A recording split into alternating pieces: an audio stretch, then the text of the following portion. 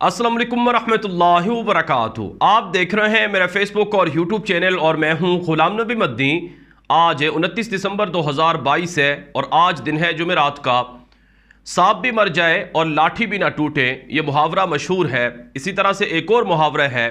कि हैंग लगे ना फिटकरी, रंग भी आए चोखा। बिल्कुल इसी तरह से पाकिस्तान का सियासी मंजरनामा चल रहा है। पाकिस्तान के अंदर इमरान खान को रोकने के लिए, शहबाज शरीफ की हुकूमत को हटाने के लिए और रिलीफ देने के लिए एक नया प्लान सामने आ रहा है और एक नया प्लान बन रहा है। इस सिलसिले में मुसलसल मुलाकातें हो रही हैं और बड़े बड़े माहिर मईशतदानों को बुलाकर उनसे ब्रीफिंग ली जा रही है और एजेंसियों से रिपोर्टें ली जा रही हैं कि अगर हम ये प्लान शुरू कर दें तो इसके नताइज क्या होंगे और हम किस हद तक कामयाब होंगे। नाज़रीन, अब आप जानते हैं इमरान खान इस वक्त पाकिस्तान की सियासत में अपना ना सिर्फ नाम बना चुके हैं बल्कि वो सियासत में पाकिस्तान के जो नाम निहाद सियासतदान थे उन सब को दफन कर चुके हैं। पाकिस्तान की आवाम इमरान खान को एक इनकलाबी लीडर मानती है और इस वजह से उन्हें सपोर्ट करती है। इमरान खान इख्तिदार में जब थे उस वक्त उनका वो चेहरा और उनका वो किरदार लोगों के सामने नहीं था जो कि अब है। यानी उनकी हुकूमत गिराने के बाद उनके बारे में लोगों को ज़्यादा कदर आई है और लोगों को ज़्यादा हकीकत मालूम हुई है। लोगों को फ़र्क महसूस हुआ है कि इमरान खान कौन है, उनका विजन क्या है और उनके मुकाबले में जो PDM है, नवाज शरीफ, आसिफ जरदारी, मौलाना फजलुर रहमान, ये कौन लोग हैं। और लोगों को ये सब चीज़ें अपनी आंखों से उन्होंने मुशाहिदा कर लिए है। कहा जाता है जो चीज़ मुशाहिदे के बाद सामने आती है वो यकीन में बदल जाती है। तो जब लोगों ने अपनी आंखों से मुशाहिदा किया कि इमरान खान के दौर में जो महंगाई थी और जो इमरान खान के दौर में मसाइल थे वो आज के मसाइल से 1000 गुना ज़्यादा अच्छे थे, तो लोगों को अब यकीन आ चुका है कि हाँ, इमरान खान वो शख्स है जो पाकिस्तान के लिए और आवाम के लिए अपनी जान तक कुर्बान करने को तैयार है और ये हिम्मत किसी और में नहीं है। नवाज शरीफ के बारे में आप जानते हैं, पाकिस्तान की पूरी कौम जानती है कि वो 3 सालों से लंदन के अंदर जाकर बैठा हुआ है और अगर वो इनकलाबी लीडर होता तो वो पाकिस्तान के अंदर अवाम के नज़रिए के साथ खड़ा होता। लेकिन नवाज शरीफ पाकिस्तान छोड़कर भाग गया और फिर वो वापस भी ना आया और अभी तक डीलें, समझौते सब कुछ कर चुका है, लेकिन फिर भी उसको ख़तरा है कि जब तक इमरान खान जिंदा है उसका वापस आना ख़तरे से खाली नहीं है। तो ये फ़र्क लोगों को पता चला है इमरान खान के बारे में पिछले 8 महीनों के अंदर। अब मामला ये है कि अगर इमरान खान दोबारा हुकूमत में आ गए तो अगले पिछले सब हिसाब वो बराबर करेगा। इमरान खान कह चुके हैं कि वो इख्तिदार लेना चाहते हैं, हुकूमत लेना नहीं चाहते। वो ये कह चुके हैं कि ऐसी हुकूमत, ऐसा इख्तिदार जिसमें उन्हें मुकम्मल इख्तियारात हों, अब वो हुकूमत वो लेंगे। अगर ब्लैकमेलिंग, प्रेशर, धमकियों वाली हुकूमत है उसे वो कबूल नहीं करेंगे और वाज़े अक्सरियत हासिल करेंगे और फिर वो हुकूमत बनाएंगे। और इमरान खान कह चुके हैं कि मफाहमत और सौदेबाजी, डील और चोर दरवाज़ों से, ड्राइंग रूम की फ़ैसलों से बनने वाली हुकूमत को वो कभी कबूल नहीं करेंगे। अब नाज़रीन किराम, मसला ये है कि इमरान खान न झुक रहा है, न बिक रहा है, न ख़रीदा जा रहा है और ना ही इमरान खान की पॉपुलैरिटी कम हो रही है। रोज़ाना कोई ना कोई ऑडियो वीडियो निकाली जाती है झूठी और फेक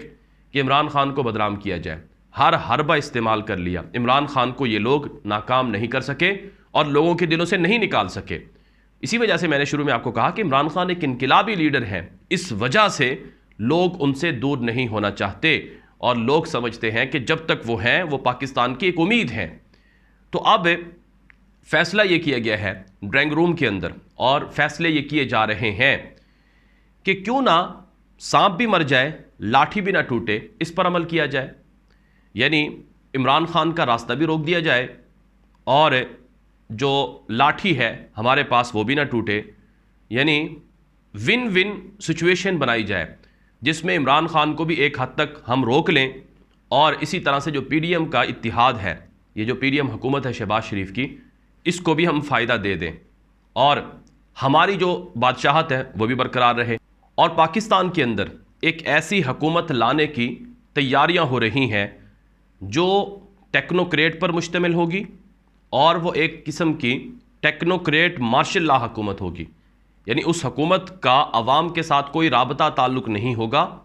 اس حکومت کا صرف پاکستان کی اسٹیبلشمنٹ کے ساتھ رابطہ ہوگا،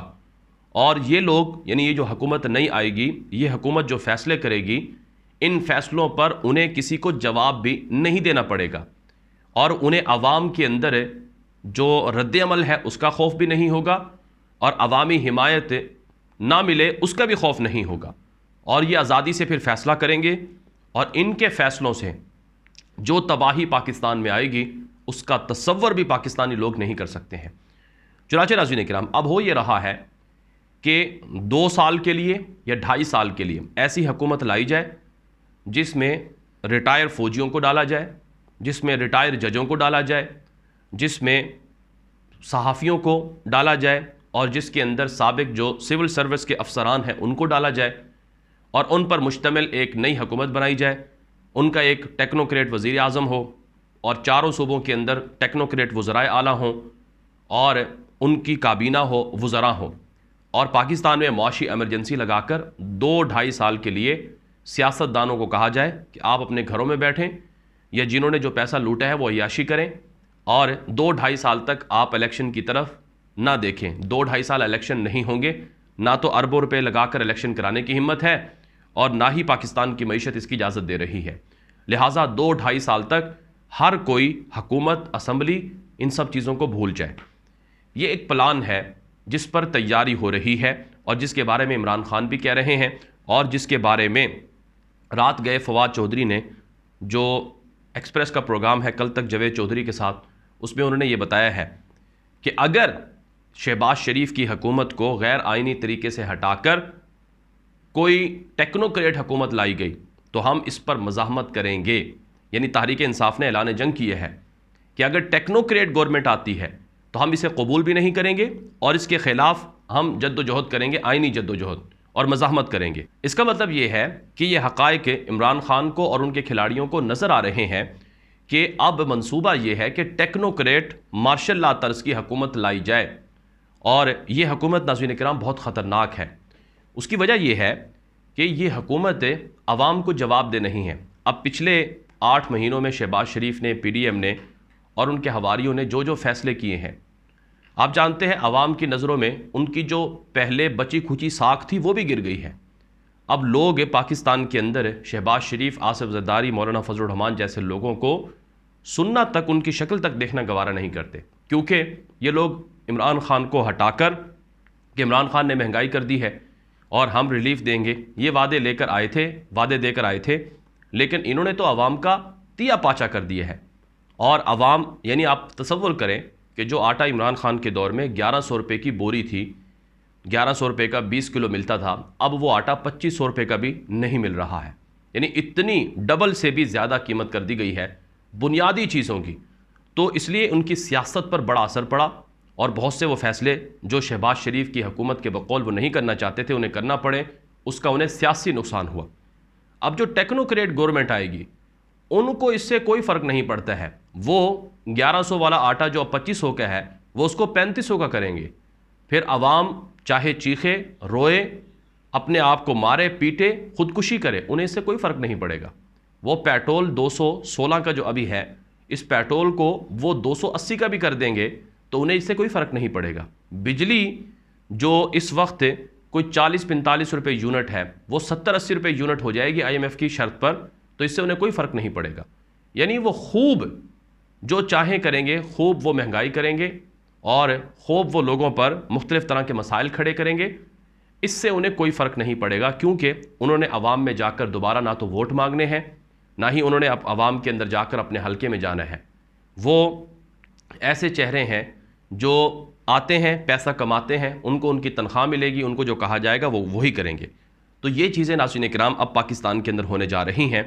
اور اس میں شہباز شریف کی حکومت کو یہ ریلیف دینے کا منصوبہ ہے،